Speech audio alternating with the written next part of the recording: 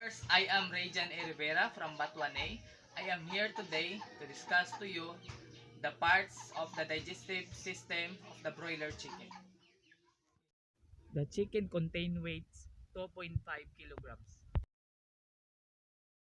So first, we need to pull out their feathers on the part of their neck. After you pull out their feathers, and cut their neck so that the blood comes out.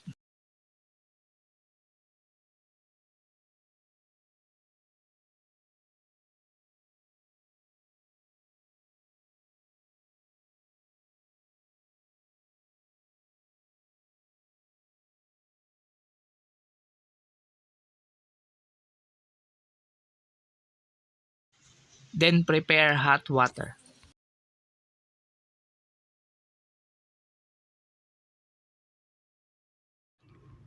Dip the chicken in at least 10 to 20 seconds so that we can easily to remove their feathers.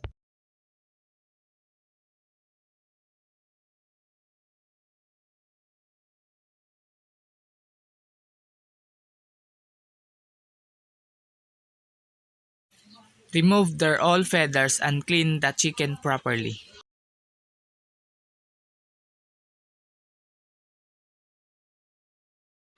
If you are finished removing the feathers of the chicken and you clean them and then slice the chicken belly and remove the digestive part of the chicken. First of all, this is esophagus. It's a flexible tube that connects the mouth with the rest of the digestive tract of the chicken.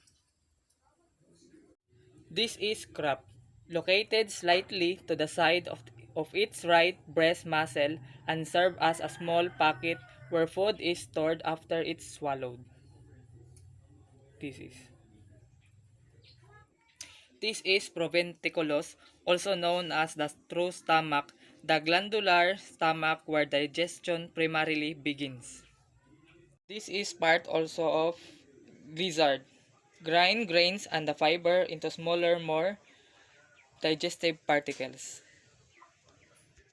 This is duodenal loop. The small intestine is made up of duodenum, also referred to as the duodenal loop, and the lower small intestine. This is small intestine.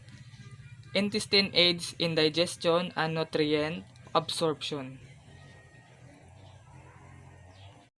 This is liver. Liver produces a variety of proteins, enzymes, hormones, blood proteins, clotting, and immune factors. This is a large intestine. Function primarily to absorb water, dry out indigestible food, and eliminate waste products. And this is also the heart of the chicken.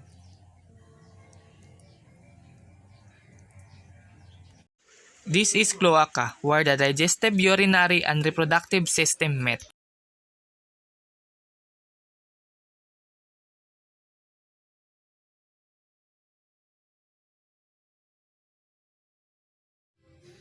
And that's all the parts of the digestive system of the chicken and their function. Thank you.